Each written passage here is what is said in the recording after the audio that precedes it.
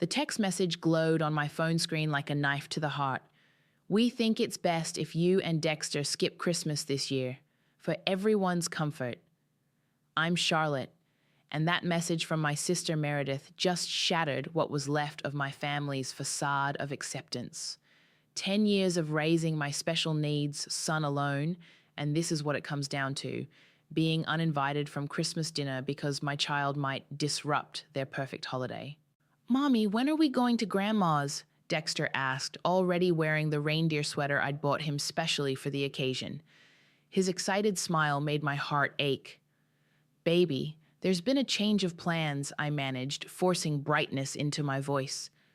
"We're going to have our own special Christmas right here." "But what about the presents under Grandma's tree?" Before I could answer, another message buzzed through. "Mom and Dad agree it's for the best. Meredith." My hands shook as I dialed my mother's number. 1 ring, 2 rings, 3. "Charlotte, please understand." Mom's voice was quiet, hesitant. "Meredith's kids are at a sensitive age, and with all the guests coming—" "A sensitive age?" I cut in. "You mean like Dexter's age? Your grandson's age?" "Don't make this harder than it needs to be," she sighed. "We'll drop off your gifts tomorrow." "Keep them," I snapped, ending the call. Dexter appeared in the doorway, clutching his favorite dinosaur plush. "Mommy, you're crying." I wiped my eyes quickly. "Just a little sad, sweetheart. But you know what? We're going to make our own Christmas tradition, with chocolate chip pancakes and movies all day long." "Can we invite Mr. Micah?" he asked, referring to my closest friend who'd been more family to us than my actual relatives lately. "That's a brilliant idea," I said, already texting Micah. His response was immediate. "On my way with supplies for the best Christmas ever. Nobody messes with my favorite dynamic duo." Later that evening, as Micah helped Dexter build a blanket fort in our living room, I scrolled through my sister's perfectly curated Instagram feed. Photos of her picture-perfect family preparing for their picture-perfect Christmas celebration made my blood boil. "You're doing that thing again," Micah said, settling beside me on the couch. "The one where you torture yourself with social media." "They're acting like we don't even exist," I whispered, showing him Meredith's latest post about family being everything. 10 years of dealing with their subtle exclusions, their judgmental looks, their helpful suggestions about institutions. But this is their grand finale. "So make it yours instead," Micah said, his eyes sparking with that look he gets when he's about to suggest something life-changing. "You know how many other parents are going through exactly what you are? How many families are torn apart because people can't handle different?" "Too many," I said, watching Dexter arrange his dinosaurs in the fort with perfect precision. "Remember that parents' support group I told you about? The one run by Luisa Hernandez? She's looking for someone to help coordinate their advocacy program." I laughed bitterly. "Me? An advocate? Why not you? Channel all this." He gestured to my phone, still displaying Meredith's perfect family photos, "into something bigger than them." Dexter emerged from his fort, proudly wearing a tinsel crown. "Look, Mommy, I'm the Christmas king." "Yes, you are, baby," I said, pulling him close, "and nobody can take that crown away from you." As Dexter snuggled against me, I made a silent vow, not just to him, but to every child who'd ever been deemed too different, too difficult, too disruptive. Every parent who'd ever received that gut punch message of exclusion. Every family torn apart by ignorance masked as concern. "You know what, Micah? Give me Louisa's number." He grinned. "Now that's the Charlotte I know. Mommy's going to help other families like us," I explained to Dexter, who was arranging his dinosaurs in a Christmas parade formation. "Can I help too?" he asked, eyes bright with enthusiasm. "You already are, baby. You already are." That night, after Dexter was asleep and Micah had gone home, I sat in our blanket fort and drafted an email to Louisa. My hands weren't shaking anymore. Instead of tears, I felt something new burning in my chest. Purpose. My family wanted to write us out of their story? Fine. We'd write our own, and it would be bigger, better, and more meaningful than their perfect Christmas card fantasy could ever be. Let them have their comfortable Christmas. I had a revolution to start. You're angry, Louisa said, studying me over her coffee cup. Good. Anger moves mountains when you know how to use it. 2 weeks had passed since the Christmas incident, and I found myself in a small coffee shop with the woman Micah had told me about. Louisa wasn't what I'd expected. Instead of the stern activist I'd imagined, she was warm, with laugh lines around her eyes and a presence that made you want to tell her everything. I'm beyond angry, I admitted. I'm furious and tired and ready to do something about it. She finished for me, sliding a folder across the table. These are stories from parents in our community. Read them. I opened the folder and immediately recognized the pain in these letters. Parents excluded from family events, children uninvited from birthday parties, families torn apart by misunderstanding and fear. There's a community meeting tonight, Louisa said. Come, bring Dexter, see what we're building. I don't know if I'm ready to. Nobody's ever ready, she cut in. We just do it anyway.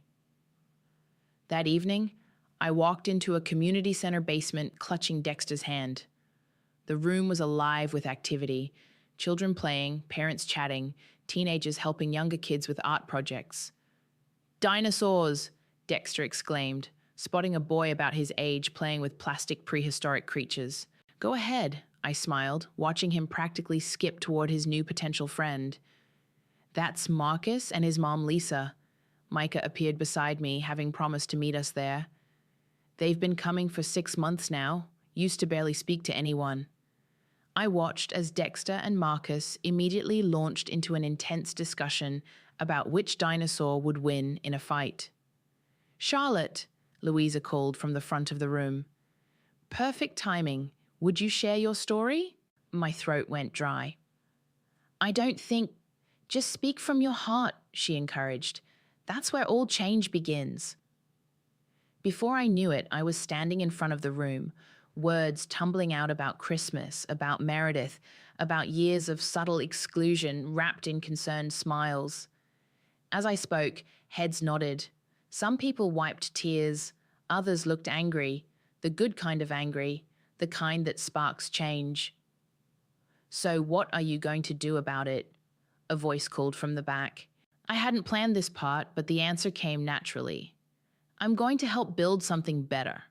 A community where no parent has to explain to their child why they're not welcome at family Christmas, where no sister gets to decide whose children are too disruptive for comfort.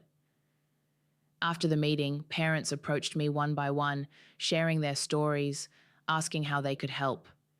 Lisa, Marcus's mom, hugged me tight. Finally, she whispered. Someone said it out loud. Micah helped me gather contact information, and by the end of the night, we had a WhatsApp group with 20 members. This is just the beginning, Louisa said as we cleaned up. Next week, we're hosting a workshop on advocating for your child in school settings. Want to help organize it? I'd love to, but... I glanced at Dexter, who was still playing with Marcus. Childcare is always an issue. Already solved, Micah chimed in. I've got teenagers from the youth group ready to help. They're all trained in special needs care. My phone buzzed. A text from Meredith. Mom's asking if you're coming to Sunday dinner. She feels bad about Christmas. I showed the message to Louisa, who shook her head. They don't get to decide when to feel bad. You focus on building this community. Let them watch from the sidelines. That night, as I tucked Dexter into bed, he asked, Can we go back tomorrow? Marcus knows all about velociraptors. Not tomorrow, baby, but soon. We're going to be spending a lot of time there. Good, he yawned. They're like us there. I kissed his forehead, fighting back tears. Not sad ones this time. Tears of determination, of purpose. Later, I sat at my kitchen table with Micah, planning the workshop. You know this is going to change things, he said. Your family's going to notice. Let them, I replied, surprising myself with how little I cared about their reaction now. We're not asking for their permission anymore. My phone buzzed again. Another text from Meredith. Hello? Are you getting these messages? I turned the phone face down without responding.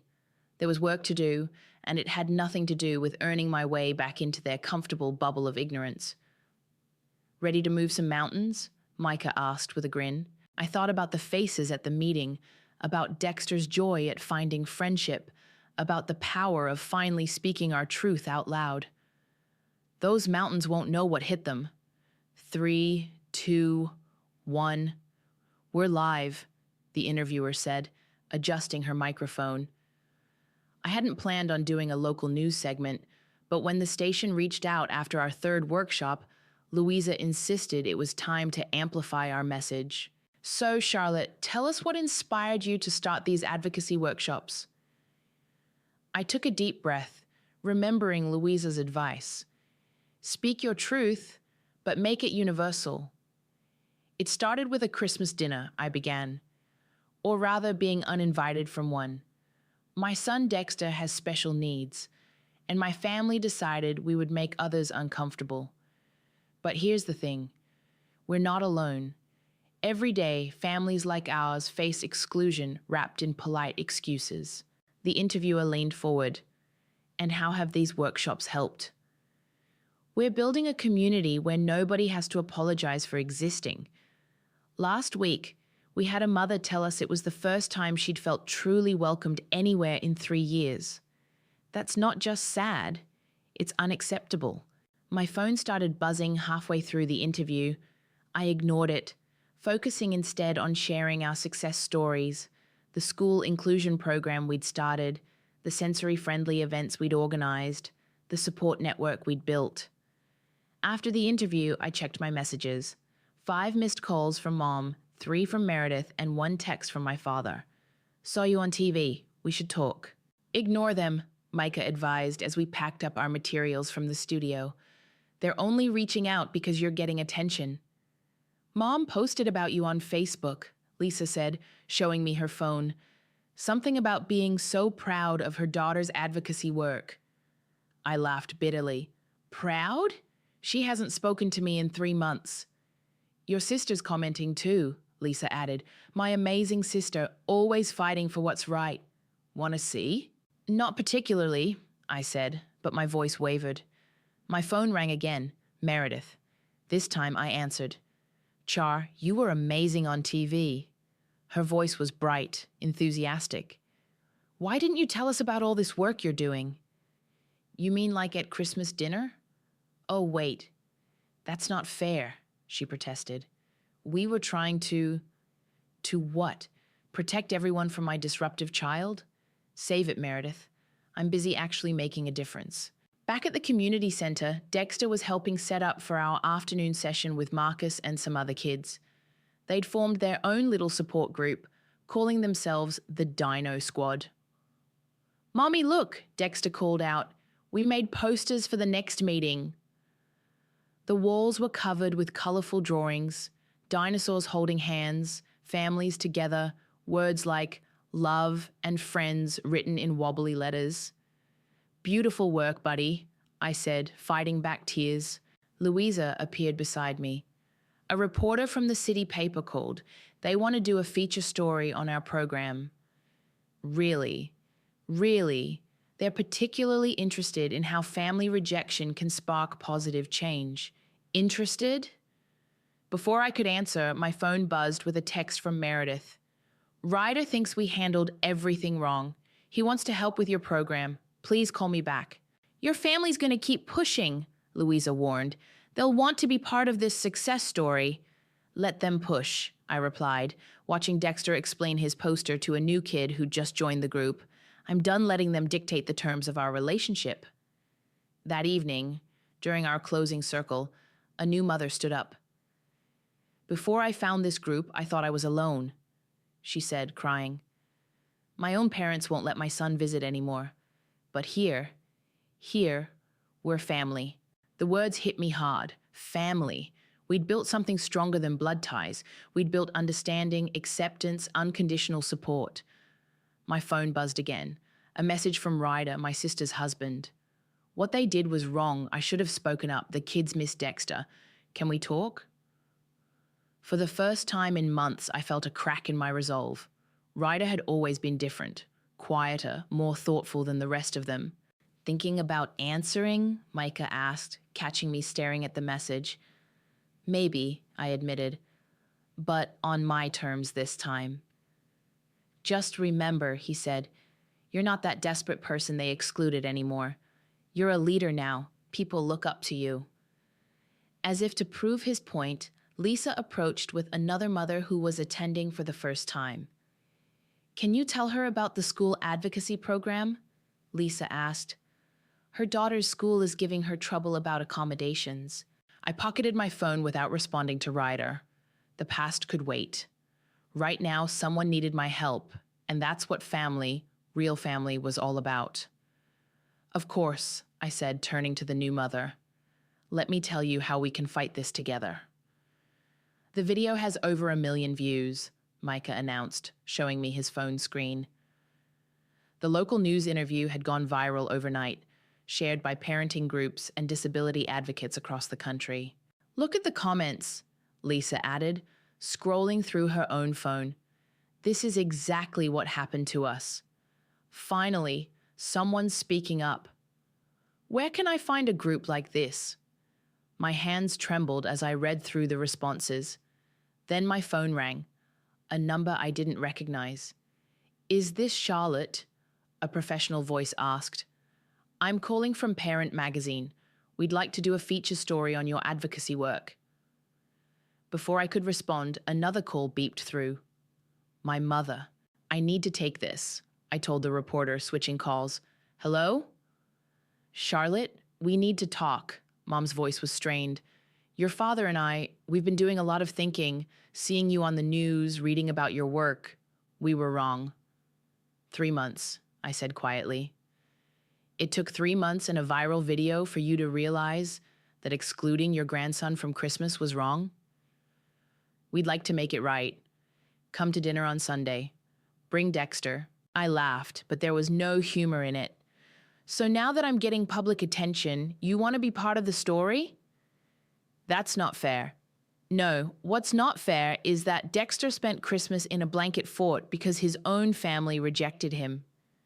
A text popped up from Meredith. Mom's crying. Please just come to dinner. Another call came through. The magazine again. I have to go, I told Mom. I have actual work to do. At the community center that afternoon, Louisa pulled me aside. The magazine called me too. This could be huge for our cause. Or it could be a circus, I sighed. My family's already trying to climb aboard the bandwagon. Then use it, she said simply. Use their guilt. Use their desire to save face. Make it work for the cause. Speaking of family, Micah interrupted, your brother-in-law is here. Ryder stood awkwardly by the entrance, looking out of place in his business suit. Hey, Charlotte, got a minute? We stepped outside, where spring was finally breaking through the winter chill. The kids keep asking about Dexter, he said. They don't understand why they can't see their cousin. Did Meredith send you? No. He ran a hand through his hair. Look, I should have spoken up at Christmas. I was a coward. But seeing what you've built here, it's incredible. It's what I had to do when my family failed us. Let me help, he said. My firm does pro bono work. We could provide legal support for parents fighting school districts, insurance companies. I studied his face, the genuine concern there, the hint of shame. Why now, Ryder? Because I was wrong. Because my kids miss their cousin. Because what you're doing matters. My phone buzzed again. The magazine. I have to take this, I said. But we'll talk. The reporter was enthusiastic. We want to do a full spread. Your story, the community you've built, the impact you're having. Would you be willing to do a photo shoot with your family? My family? I repeated. Yes, showing how support systems are crucial for parents of special needs children. I looked through the community center window. Dexter was showing Marcus a new dinosaur book, their heads bent together in concentration. Lisa was helping a new mother fill out school documentation. Micah was organizing the next workshop's materials. Louisa was counseling a crying parent. "I'll do the photo shoot," I said, "but with my real family." Later that night, Dexter asked, "Can Uncle Ryder come to our next Dino Squad meeting?" I hesitated. "Would you like that?" "He always remembers which dinosaurs are my favorites," Dexter said, "and he does the best T-Rex roar." My phone lit up with another text from Mom. "We're so proud of what you're doing. Please let us be part of it." Louisa's words echoed in my head. Use their guilt. Make it work for the cause. I called the magazine back. "About that photo shoot, I have an idea, but it needs to tell the whole story. Rejection, redemption, and the family we choose along the way." "Even better," the reporter said. "Raw and real. When can we start?" I looked at my phone's gallery. Pictures of our community events, workshops, children playing, parents supporting each other. Then I scrolled to an old family photo from last Thanksgiving before everything fell apart. "Give me a week," I said. "There are some conversations I need to have first." The question was, were they ready to earn their way back into our story? The community center buzzed with nervous energy as my parents walked in. Mom clutched her purse like a shield, while Dad's eyes darted around, taking in the colorful posters and the groups of children playing. "This is not what I expected," Mom said. "What did you expect?" I asked, keeping my voice neutral. "A room full of chaos?" Before she could answer, Dexter spotted them. "Grandma, Grandpa!" He ran over, dinosaur in hand. "Want to meet my friend Marcus?" The look on their faces, surprise, guilt, love, made my throat tight. "We'd love to," Dad said, his voice rough. As Dexter led them to the Dino Squad corner, Meredith slipped in through the side door. "Sorry I'm late," she whispered. "Had to drop the kids at soccer." "You didn't bring them?" I asked. She looked away. I wasn't sure I didn't know if they'd be comfortable here, I finished, or if you would be. "Charlotte," Ryder appeared, saving Meredith from responding. "The legal team's here to discuss the advocacy program." I left Meredith standing there, watching our parents interact with Dexter and his friends. Let her see what she'd been afraid of. The meeting with the lawyers was productive, but I kept getting distracted by the scene in the main room. Through the office window, I could see Dad sitting cross-legged on the floor, apparently getting a detailed education about velociraptors from Marcus and Dexter. Mom was talking with Lisa, nodding and wiping her eyes. "Charlotte?" Ryder touched my arm. "You okay?" "Just processing," I said.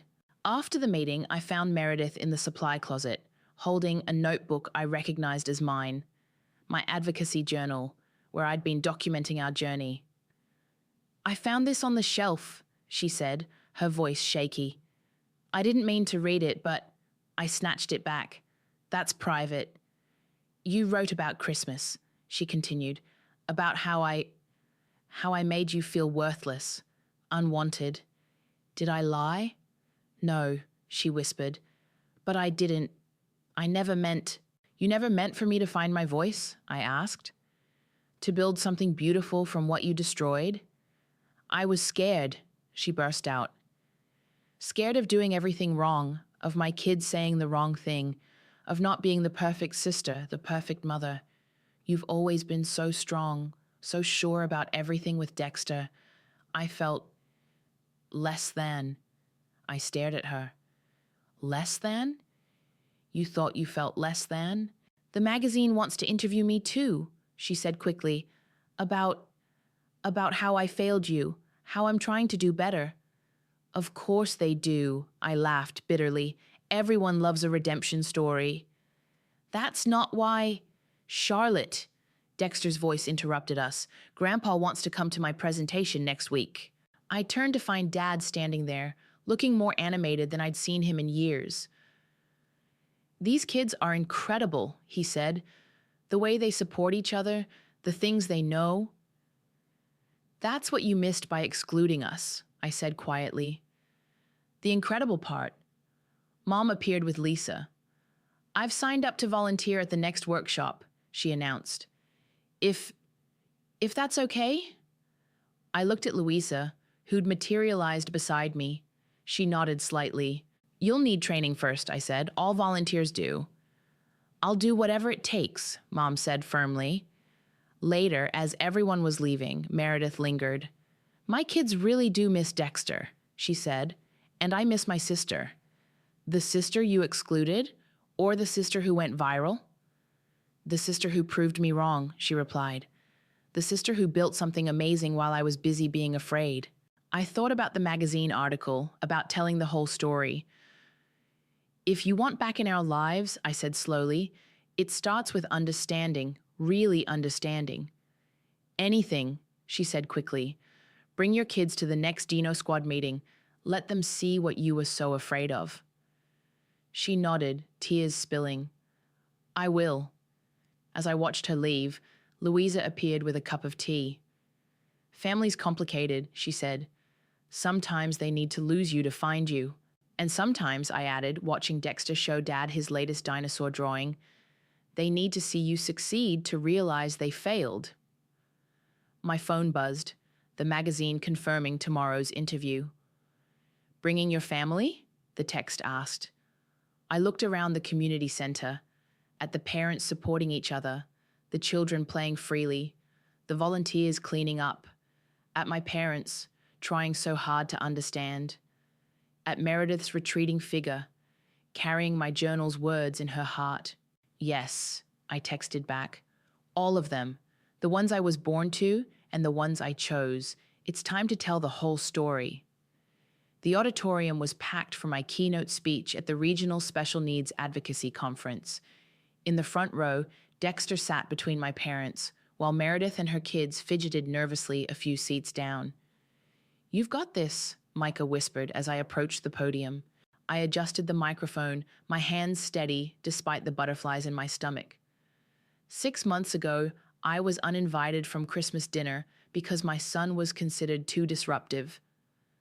From the corner of my eye, I saw Mom wince. But that rejection became a catalyst. Today, our community support program serves over 300 families. We've helped 28 children receive proper school accommodations. We've created a space where different isn't difficult, it's just different. The audience nodded, some wiping tears. "And sometimes," I continued, "the people who hurt us the most become our strongest allies when they're ready to learn." That's when I noticed Meredith's oldest daughter whispering to Dexter, making him laugh. Not mocking him, genuinely sharing a moment with her cousin. "My sister once told me that her children were at a sensitive age to be around my son," I said, watching Meredith's face flush. Today, those same children are regular members of our Dino Squad, learning that empathy isn't taught by avoiding differences, but by embracing them. Suddenly, Dexter stood up. "Can I say something, Mommy?" The audience murmured appreciatively as he walked to the podium. I knelt beside him, adjusting the microphone to his height. "My name is Dexter, and I like dinosaurs," he began confidently. "Some people think I'm weird because I know all their names and when they lived. But at Dino Squad, being weird is cool, and now my cousins think it's cool too." I heard Meredith's sharp intake of breath. "Even Grandpa learns about dinosaurs with me now," Dexter continued. "He says he was wrong before, and being wrong is okay if you learn to be right." Dad cleared his throat loudly, blinking rapidly.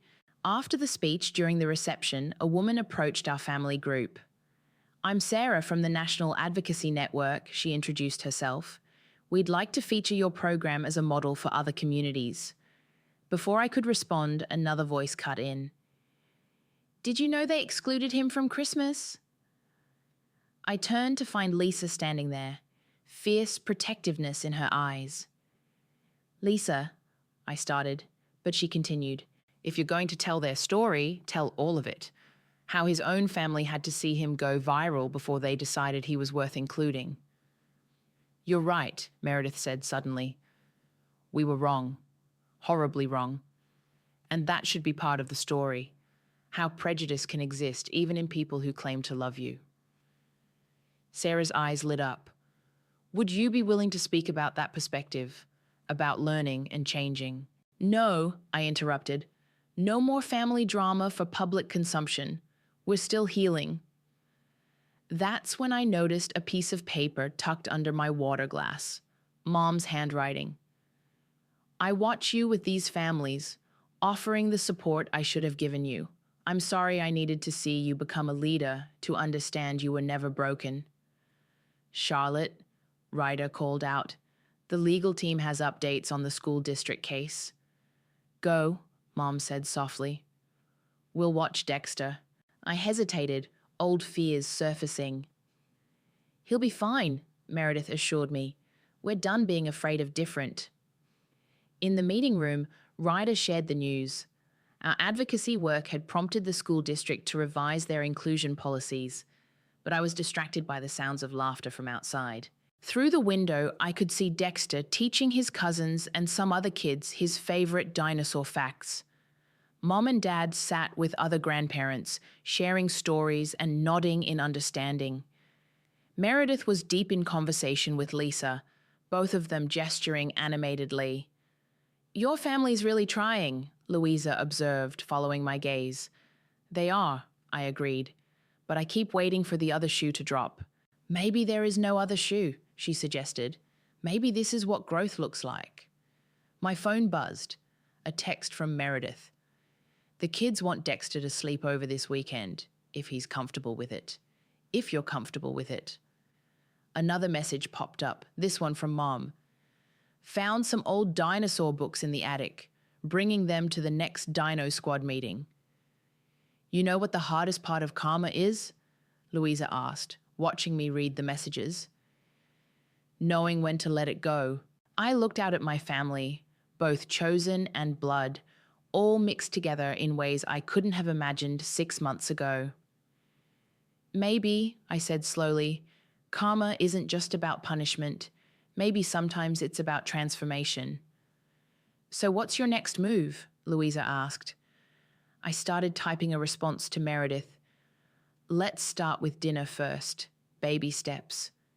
Sometimes the best revenge isn't getting even. It's growing beyond what hurt you and bringing everyone else along for the journey. The dinner table felt smaller than I remembered, or maybe it was just the weight of everything unsaid making the air heavy.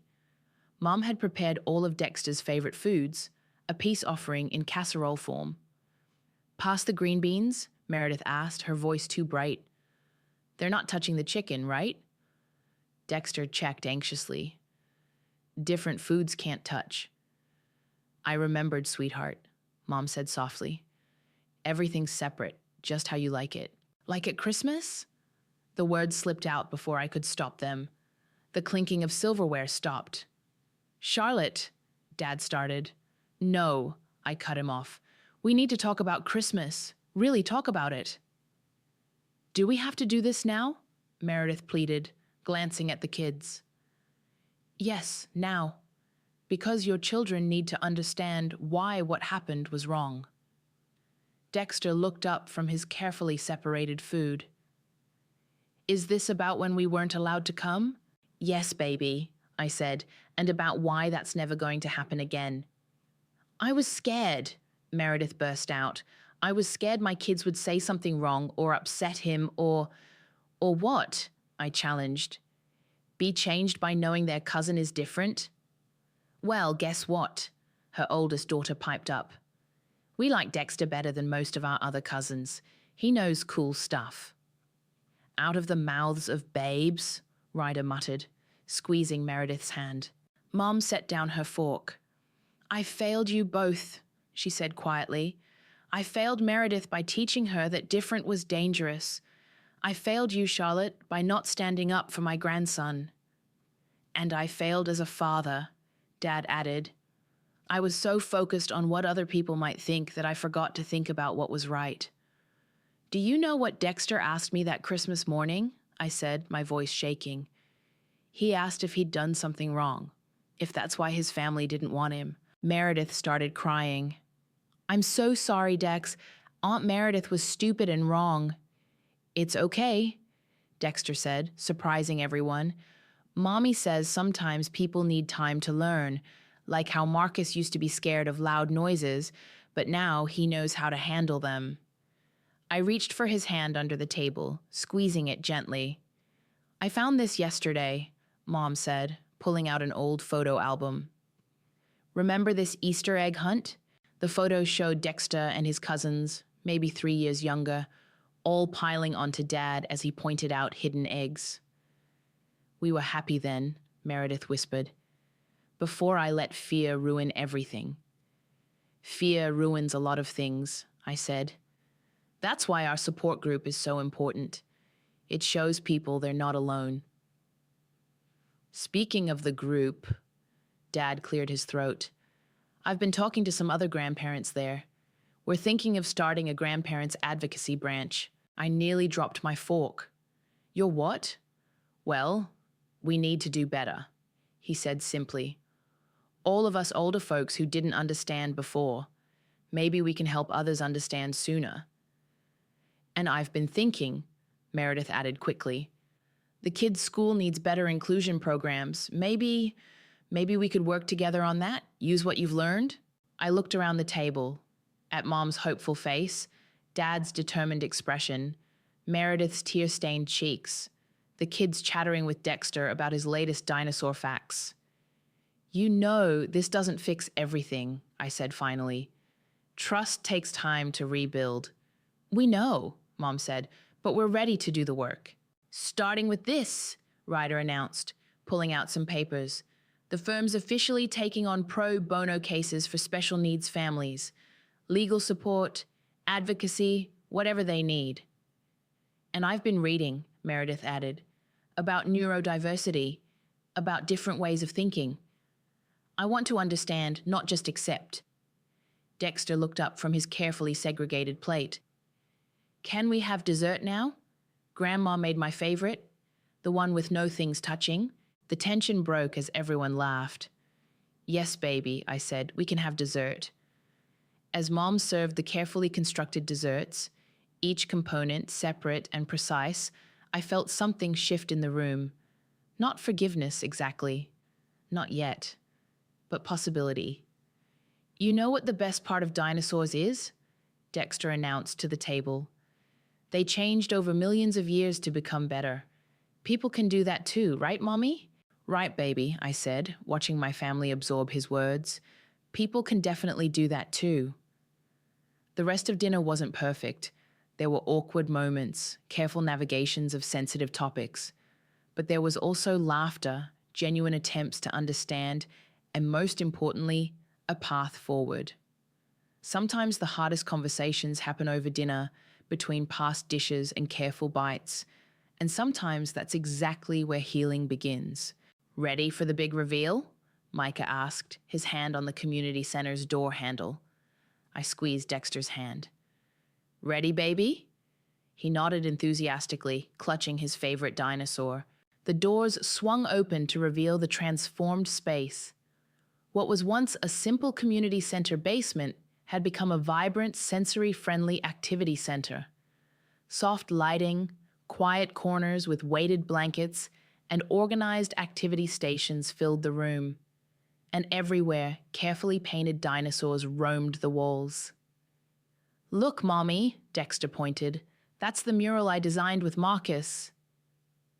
And there's the quiet reading nook your grandparents funded, Micah added. Parents and children began filtering in for the grand opening. Lisa arrived with Marcus, who immediately joined Dexter in explaining their mural to newcomers. Mom and Dad followed, carrying boxes of sensory-friendly toys they'd collected from their grandparents' advocacy group. The school board representatives are here, Louisa announced quietly. Meredith appeared with her kids and Ryder. The press, too. Ready for this? I took a deep breath. This wasn't just another media opportunity. This was the culmination of everything we'd built and rebuilt. Charlotte, Mom touched my arm. Before you start, I have something for you. She handed me an envelope. Inside was a Christmas card, dated for this coming holiday.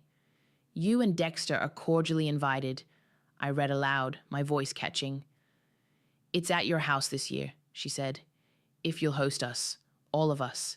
Before I could respond, Dexter called out, "Mommy, the new kids need a dinosaur tour." I watched as he confidently led a group of children around the room, explaining each painting with the patience he'd learned from countless Dino Squad meetings. His cousins joined in, helping demonstrate the sensory equipment to nervous newcomers. "Miss Charlotte." A small voice interrupted my thoughts. A girl, maybe 7, stood clutching her mother's hand. "My brother doesn't talk like other kids. Can he still come here?" I knelt down to her level. "Of course he can. Different isn't wrong, it's just different." "That's what I keep telling everyone," her mother said tearfully. "But nobody seemed to understand until we found your group." "Tell them about Christmas," Meredith said suddenly, stepping forward. "Tell them how wrong I was and how much better things are now that I've learned." The mother looked confused.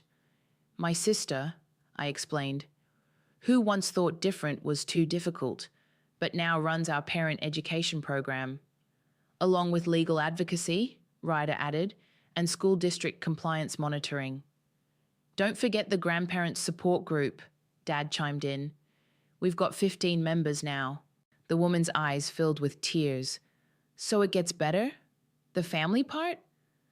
"Sometimes," I said honestly, "if they're willing to learn, and sometimes you build a new family along the way." "Speaking of family," Louisa called out, "it's time."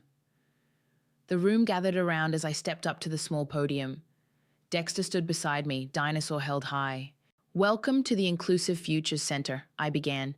"A place born from exclusion but built on hope, where every child is welcomed, every parent is supported, and every family, born or chosen, can find their place."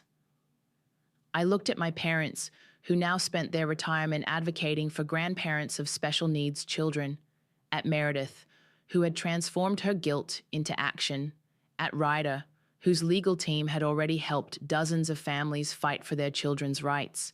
This center exists because we refuse to let rejection define us, because we chose to build rather than break, and because sometimes the people who hurt us become our strongest allies in creating change. Dexter tugged my sleeve. "Can I tell them about the dinosaurs now?" The room laughed warmly as he launched into his well-practiced tour, leading the crowd from mural to mural. "You did it," Micah said softly. "You really did it." "We did it," I corrected, watching my family, all of them, interact with new families, sharing resources, offering support, building connections. Mom appeared with the Christmas card, still in her hand.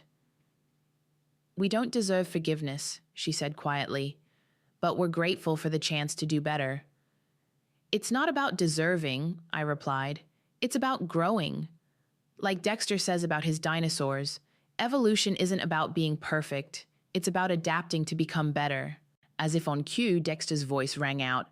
"And that's why velociraptors had feathers, because sometimes things that look scary are actually beautiful when you understand them."